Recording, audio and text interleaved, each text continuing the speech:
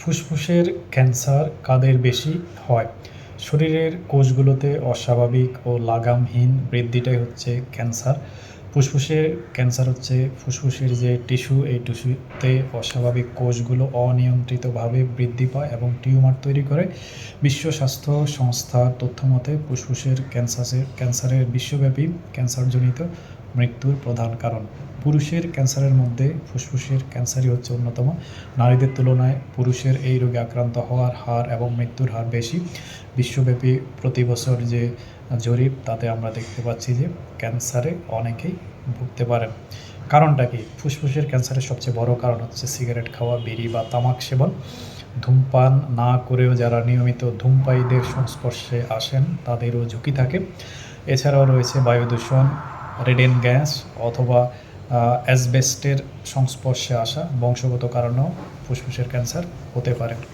এখন আমরা জেনে নেব প্রাথমিক উপসর্গগুলো কী। প্রাথমিক পর্যায়ে কোনো উপসর্গ দেখা দেয় না। পরে যে লক্ষণগুলো দেখা দিতে পারে তা হচ্ছে একটানা কাশি হতে পারে বা যা সহজে ভালো হয় না, এবং দিন দিন এটা বাড়তে পারে। কাশির সঙ্গে বলা যায় যে কফ অথবা অনেক সময় রক্ত পড়া, শ্বাসকষ্ট বা বুকে শোঁ শোঁ শব্দ হতে পারে। বুক, পিঠ ও কাঁধে ব্যথা হতে পারে। ঘন ঘন বুকে ইনফেকশন হতে পারে, যেমন নিউমোনিয়া অথবা ব্রঙ্কাইটিস হওয়া। কোনো কারণ ছাড়াই আপনার দ্রুত ওজন কমে যাওয়া, এটি বেশ গুরুত্বপূর্ণ, এবং প্রচণ্ড ক্লান্তি ও দুর্বলতা।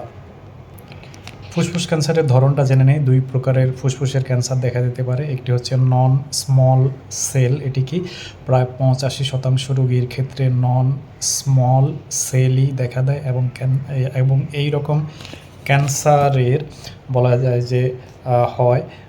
যায় যে আর স্মল সেল যেটা, এটি দ্রুত বাড়ে এবং সাধারণত ধূমপায়ীদের মধ্যে ফুসফুসের ক্যান্সার বেশি দেখা দেয়। ক্যান্সার নির্ণয়টা কীভাবে? ক্যান্সার সঠিকভাবে নির্ণয় করতে দরকার রোগীর সম্পূর্ণ একটা ইতিহাস, শারীরিক পরীক্ষা। কিছু ল্যাবরেটরি পরীক্ষার দরকার হয়, যেমন হচ্ছে কফ পরীক্ষা, বুকের এক্স-রে, বুকের সিটি স্ক্যান হতে পারে।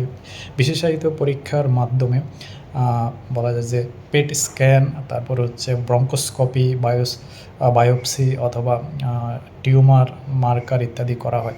চিকিৎসাটা কি? সেটা হচ্ছে আমরা দেখি যে বিকিরণ থেরাপি, যেটা এটি সাধারণত বলা যায় যে রৈখিক অ্যাক্সিলারেটরের মাধ্যমে ক্যান্সারের কোষকে লক্ষ্য করে উচ্চ শক্তিসম্পন্ন বিকিরণ রশ্মি দেওয়া হয়।